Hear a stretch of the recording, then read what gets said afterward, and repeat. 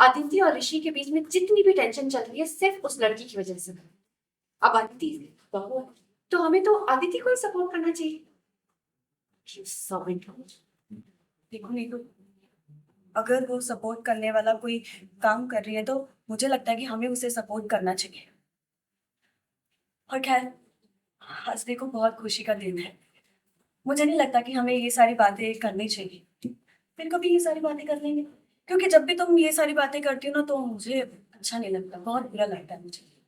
और ऋषि और धृति भी ये बात सुनना पसंद नहीं करेंगे। चार नीलों पे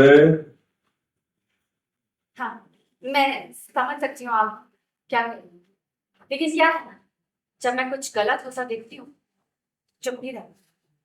लेकिन हम, मेरा भी नेचर ऐसे ही है। अगर मेरे सामने कुछ गलत हो रहा हो ना तो मुझे भी अच्छा नहीं लगता।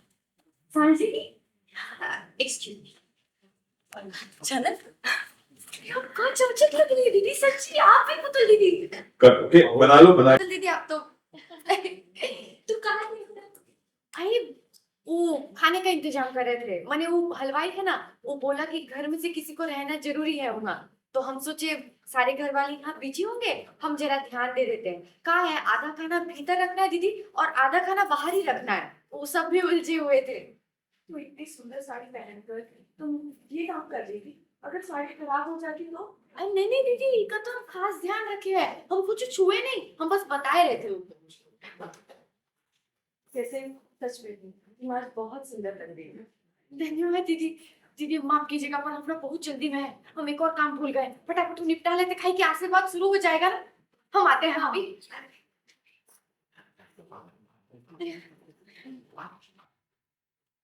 राजीव नो धीरे धीरे घुमा दे एक बार का काम मेरे लगा दे बस बस ऋषि, वे लो क्या चल रहा है? हमरा पैर फिसल गया था, देख रहे हैं? ऋषि को देख के वैसे भी तुम फिसलती ही रहती हो। और ऋषि, घर में इतने मेहमान आए हुए हैं, ये सब क्या चल रहा है? तो गिर जाती, क्या गिरने नहीं पड़ना, चोट लग जाती है ना। कम ऑन ऋषि, मुझे ना सब दिख रहा था। गिरने के बाद भी कितनी देर तक चिपक के खड़े हुए थे तुम दोनों, और कुछ ज्यादा ही टाइम नहीं लग गया था तुम्हें? अगर मैं ना आती तो।